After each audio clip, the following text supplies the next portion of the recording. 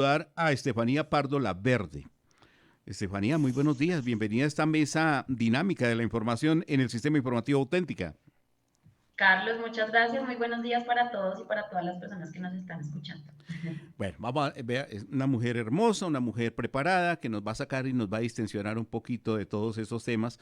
En cierta manera, digámoslo así, porque si hay algo que afecta a la estabilidad emocional del ser humano es el bolsillo y más en el tema del hogar. Bueno, Estefanía Pardo Laverde es capacitadora del programa de educación financiera del BBVA. ¿Cómo Así es. traducimos una capacitadora del programa de educación financiera, Estefanía? Bueno, yo te cuento, Carlos, que llevo trabajando en el sector bancario aproximadamente 8 años. Soy psicóloga de la parte organizacional. Entonces, como siempre estuve en este tema financiero, pues nada, me preparé para poder capacitar a la gente en todos estos temas de educación financiera, que finalmente consideramos que en Colombia pues hay una brecha enorme pues en estos contenidos, ¿no? Nunca nos dicen, oiga, administra adecuadamente sus ingresos, destine el 20%, por ejemplo, para ahorrar, o cómo es el deber ser, por ejemplo, para utilizar una tarjeta de crédito, etcétera. Entonces, bueno, así surge mi carrera como psicóloga en este campo de educación financiera. Oiga, pero qué bueno. Ayer hablábamos con un experto en el tema a propósito de la fecha del Día del Padre y nos Uh dicen, a -huh. nosotros nunca nos enseñan a ser padres. Y es verdad, no hay una carrera que diga, se inscribe usted en la universidad para ser papá y para ejercer el rol de padre.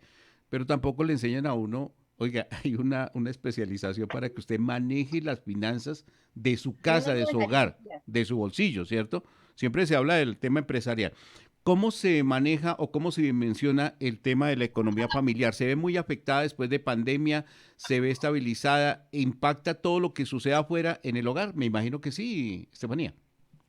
Claro, por supuesto. Digamos que más allá de una crisis sanitaria, más allá de que esto traiga una recesión económica para nuestro país, desafortunadamente nosotros como colombianos, y hablo desde nuestro país, no tenemos ese hábito de ahorro, ¿sí? No tenemos ese hábito de decir, oiga, yo voy a destinar al menos tanto porcentaje de mis ingresos para crear no solamente un ahorro que me permita a mí construir un patrimonio en familia, sino también para tener un fondo de emergencia que me diga a mí, el día de mañana me quedé sin empleo a raíz de una crisis sanitaria, tengo un músculo financiero guardado que me va a permitir, digamos que siguiendo, poder cumplir, perdón, con todos mis gastos financieros, no lo tenemos.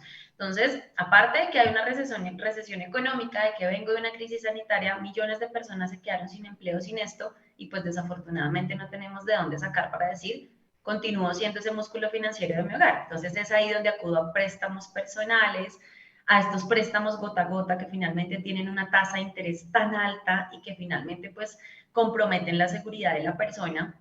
Bueno, y en fin, un sinnúmero de cosas que finalmente afectan la libertad financiera, que es lo que todos buscamos en algún momento.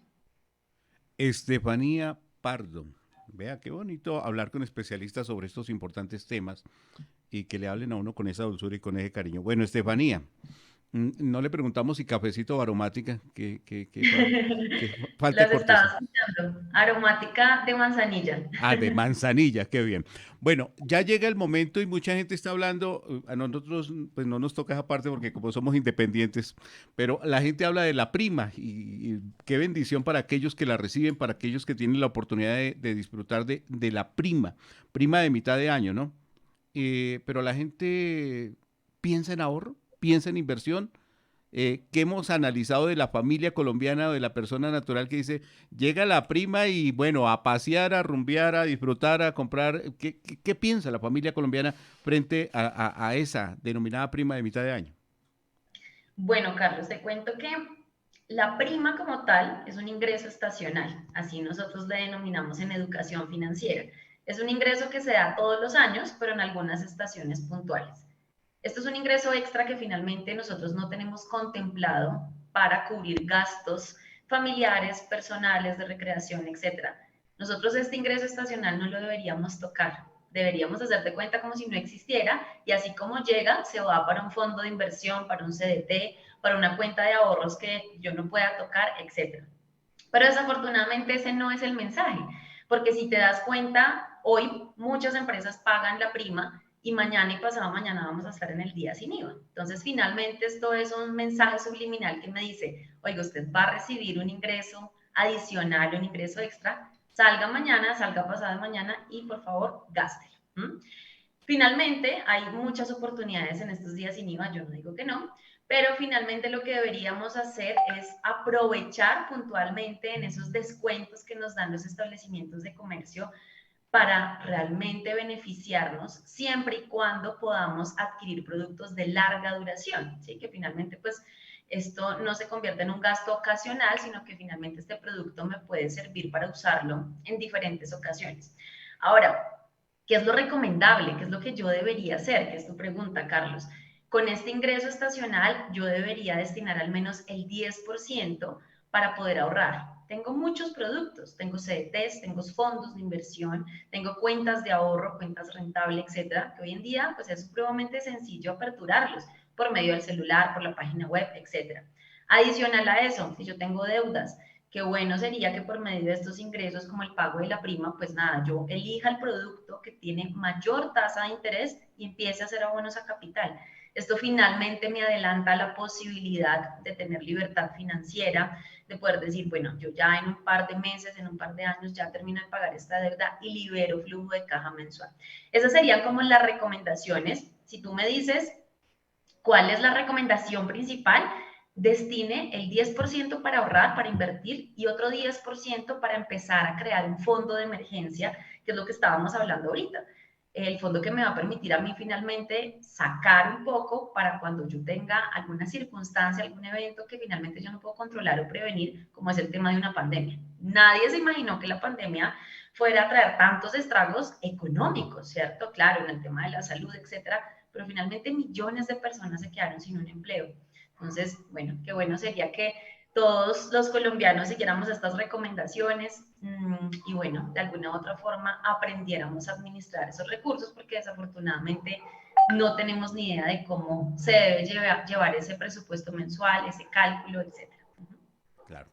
Estefanía Pardo es capacitadora del programa de educación financiera del BBVA. Pensar en la familia, pensar en la gente del común, pensar en esa sociedad que se nos grabó un chip. No sé si le escuché el término psicóloga, ¿no? Se maneja ahí el tema de la psicología. ¿Cómo cambiar ese chip? Porque es que cuando usted le dice al ciudadano del común, al que va al Transmilenio, al que tiene que ir a la oficina, al que tiene que ir a la empresa, al que tiene que ir a pagar el recibo de servicios públicos, le dice esto que está planteándonos, buscar que la prima usted pueda rescatar y ahorrar. ¿De dónde? Es que no alcanza, es que nunca nos queda para ahorrar. ¿Cómo cambiar ese chip, si cabe el término, Estefanía? Bueno, de alguna otra forma eso es empezar a modificar hábitos, empezar a modificar conductas que finalmente hoy nos impiden ahorrar y pues empezar a construir nuestro futuro. ¿Cómo hacemos eso? Algo tan básico como lo es, tú tocabas ahorita el tema del Transmilenio, de salir a trabajar, etcétera. Cuando nosotros trabajamos presencial, por ejemplo, yo hoy estoy desde la casa, ayer trabajé precisamente en la oficina. Y ayer yo hacía un cálculo de más o menos cuánto me gasté durante el día, porque eso nosotros no lo tenemos contemplado. Nosotros retiramos dinero y después decimos, oiga, ¿en qué se me fueron esos 100.000 pesos que yo retiré? Eso pasa mucho, ese es el común denominador. Pero si nosotros hacemos un análisis de en qué estamos gastando nuestro dinero de manera mensual y de manera diaria, pues podemos llegar a la minucia de hacer un presupuesto financiero e identificar que finalmente lo que debo hacer es modificar y cambiar conductas que hoy en día no me permiten ahorrar. Llevar almuerzo a la oficina, por ejemplo, nos evita que vayamos a un restaurante, compremos el almuerzo, detrás del almuerzo está el agua aromática, como estábamos hablando ahorita, el tinto, si yo fumo, el tabaco, dulces, bueno, entre N cantidad de cosas que finalmente hay alrededor de nuestra oficina. Ahora, el tema del Transmilenio, claro, el Transmilenio nos evitó a nosotros un montón de trancón, llegamos en un par de minutos, pero normalmente ahora como hay tantas facilidades de transportarnos en plataformas de pronto de servicio privado y demás, cogemos un Uber, un Didi, un taxi, que finalmente pues esto nos sale muchísimo más costoso. Identifique qué tanto uso usted le está dando a su Netflix, por ejemplo, que les cuentan 35.000 pesos mensuales. Esas cosas nos permiten a nosotros decir, oiga, finalmente esto es lo que a mí me están pidiendo ahorrar.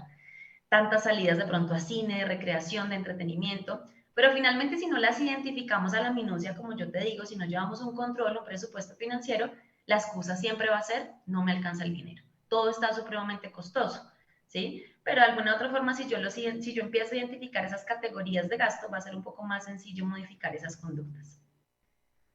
Pues señores, tenemos a una capacitadora del programa de educación financiera del hogar, de la persona, del bolsillo, no de la gran empresa de José Luis, ¿no? Sino de nosotros, los de a pie, podemos decir, y con un punto de vista psicológico muy importante. No sé quién de mis compañeros levanta la mano, Luz Mari, que acabó de llegar Luz Mari Guerra, claro que Luz Mari, de lo menos que sufres del bolsillo. Eliezer, Oscar, José Luis, ¿tienen algún interrogante para nuestra invitada a esta hora, Estefanía Pardo, capacitadora del programa de educación financiera del BBVA, compañeros? A ver, ¿quién? ¿Está ahí Eliezer? ¿Está Luz Mari? Que me habilite el micrófono. A ver, Luz Mari, muy buenos días para usted, Luz Mari. No, no los tengo. Si tengo que mirar desde este punto de vista el momento y hablamos de la... Aquí estoy, es que me No, falla. Buenos días. dormida no, Luz Mari, por favor, cafecito bien temprano porque es muy No, es que complicado. el café. Ah, bueno.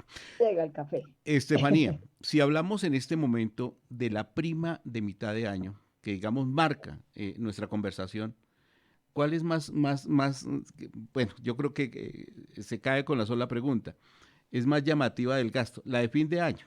Yo creo que esa sí ni se tiene en cuenta, sino que se desaparece antes de llegar, creo yo, Estefanía.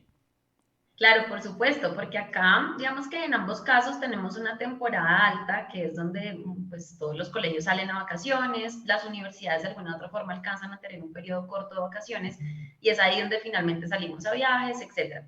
Pero fin de año trae temporada navideña, que es una temporada supremamente comercial, y adicional a eso, pues trae todo el tema de temporada alta para vacaciones de fin de año. Entonces, sí o sí, la prima de fin de año es la que más se gasta y adicional a eso es la que más genera, o más bien es el mes que más genera un sobreendeudamiento financiero para los colombianos. Empezamos a utilizar esas tarjetas de crédito en una desproporción enorme, créditos de libre inversión, créditos ágiles por medio de las aplicaciones de los bancos, que finalmente si lo sabemos utilizar, pues no está mal, pero desafortunadamente en diciembre es donde vemos que hay más posibilidad de que los colombianos caigan en ese sobreendeudamiento financiero, afecten a su bolsillo, a la salud crediticia, etcétera. Así es. Ahí ha dicho usted una clave, sobreendeudamiento, las tarjetas de crédito.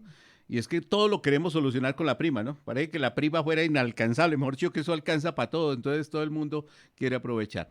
Recomendaciones rápidamente. Regáleme, de todo lo que me ha dicho, me ha escrito, pero regáleme 2 tips importantes para la familia, para el ciudadano del común en esta mañana por parte del BBVA en esta capacitación que nos está entregando precisamente Estefanía Pardo, de una manera digamos, muy familiar, ¿cierto? Muy personal. Me encanta la forma como está hablando porque es como ese consejo práctico que necesitamos.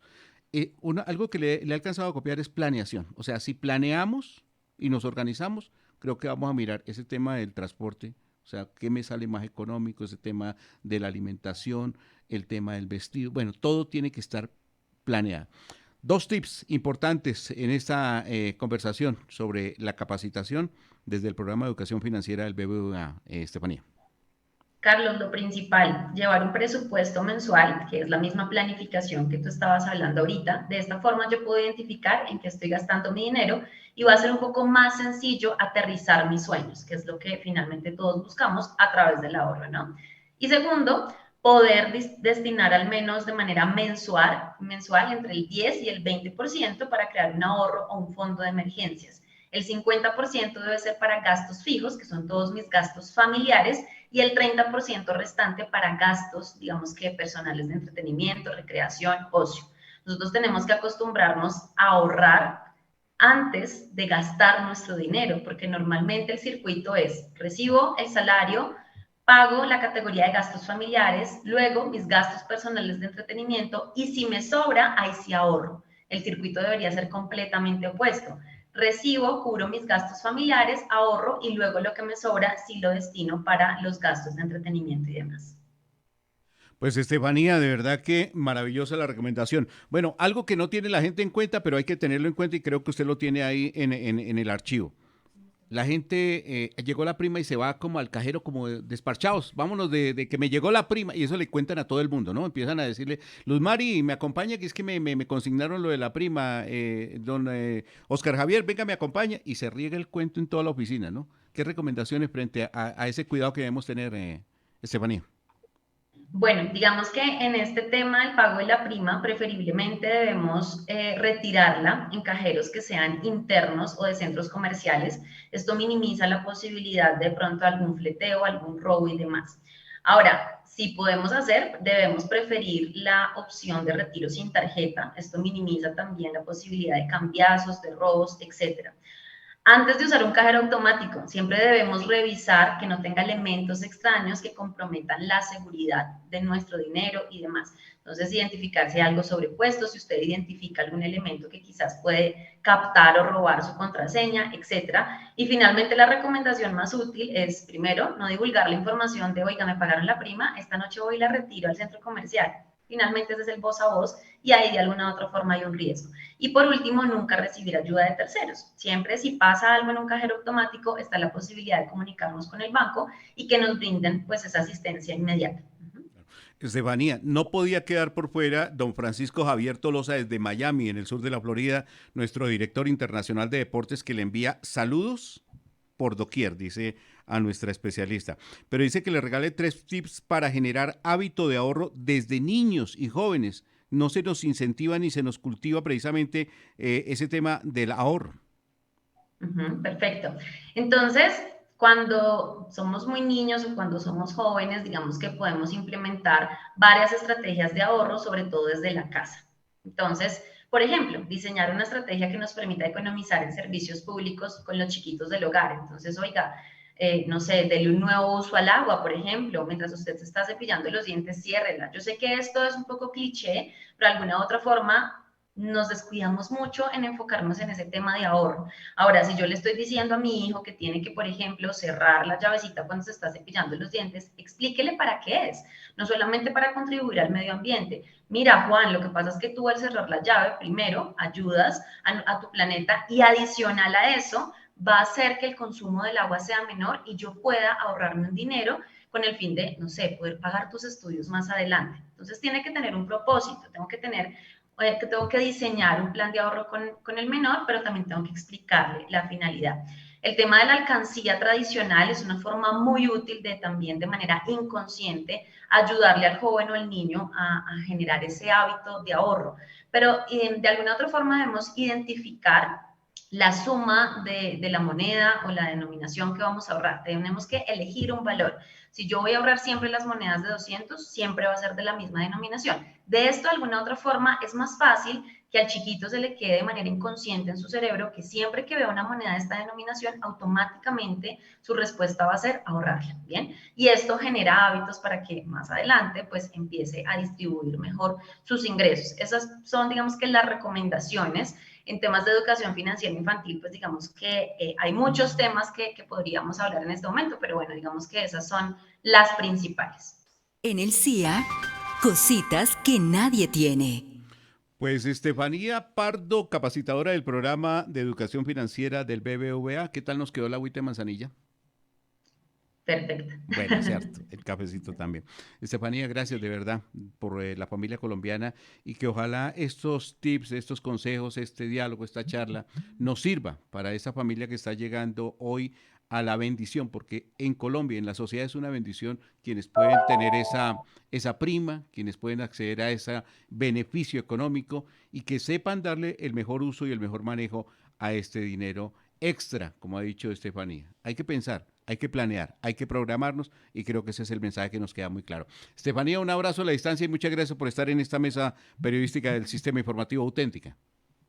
Carlos, muchas gracias y bueno, muchísimas gracias a todas las personas que nos estaban escuchando. Un feliz día. En el CIA, cositas que nadie tiene. CIA, la marca de las noticias.